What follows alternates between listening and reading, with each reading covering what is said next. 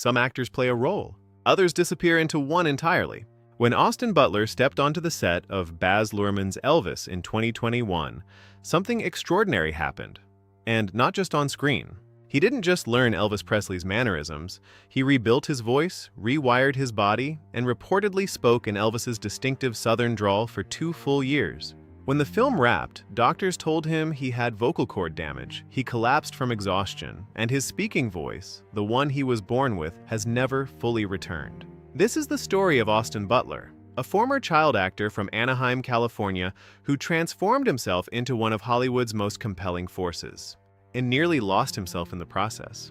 Austin Robert Butler was born on August 17, 1991, in Anaheim, California. His mother, Lori, was a dance instructor. His father, David, worked in real estate. From an early age, Austin was drawn to performance.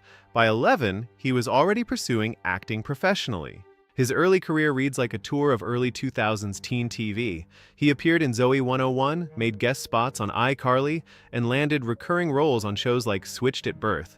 But it was his role as Sebastian Kidd in the Carrie Diaries, the Sex and the City prequel, that first signaled his potential as a serious leading man. The roles were growing, but Butler had bigger ambitions.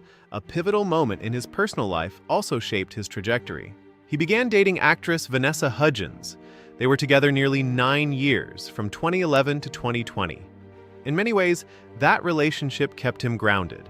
When it ended, and when his mother passed away from cancer in 2014, a loss he has described as the most formative of his life, Butler channeled his grief into his craft. The loss of his mother changed everything.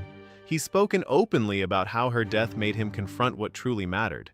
Acting wasn't just a career anymore. In 2019, Quentin Tarantino's Once Upon a Time in Hollywood gave Butler his first major mainstream moment. His portrayal of Charles Tex Watson, one of the Manson family killers, was chilling and understated. In a film packed with Hollywood royalty, he held his own. The role caught attention. More importantly, it caught Baz Luhrmann's attention.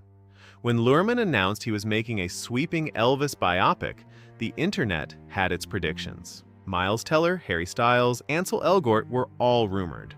Austin Butler was not at the top of most lists. Then his audition tape leaked. It stopped people cold. Butler hadn't just learned a few Elvis moves. He had become something.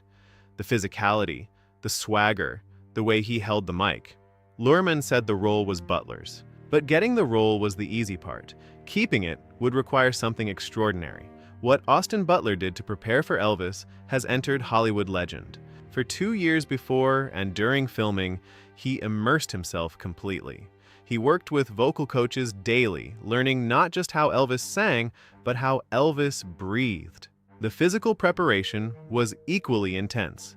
Butler had to portray Elvis across 3 decades of the singer's life, from the raw young pioneer to the Vegas-era icon. He moved into a method actor headspace so deep that people around him said it was sometimes difficult to know where Austin ended and Elvis began. He never dropped the voice. Even off camera, between takes, in interviews during production, Butler continued speaking as Elvis, not performing, just existing in that frequency. That was just how Austin talked now.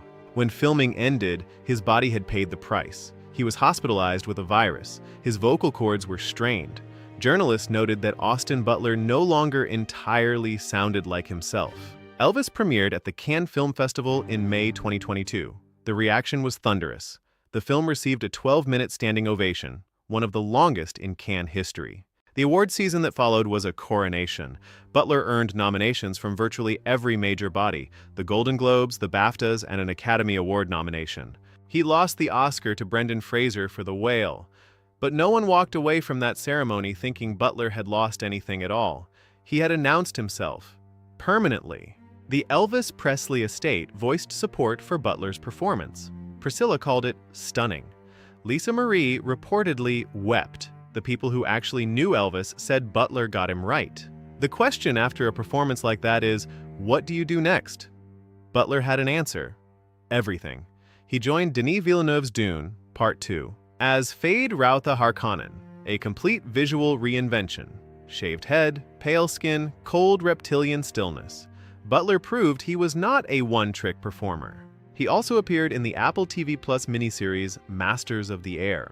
The WB epic was another genre entirely, grounded, restrained, historically anchored. In his personal life, Butler has remained characteristically private, guarded, focused, intent on letting the work speak. He has spoken candidly about the psychological toll of Elvis, about how difficult it was to leave it behind, about the strange grief of losing a version of yourself you'd spent years building. "I had to mourn it," he said. "It was like a loss." Austin Butler's story is about the cost of total commitment. He gave 2 years of his life, his voice, his body, his sense of self, to inhabiting another man's soul.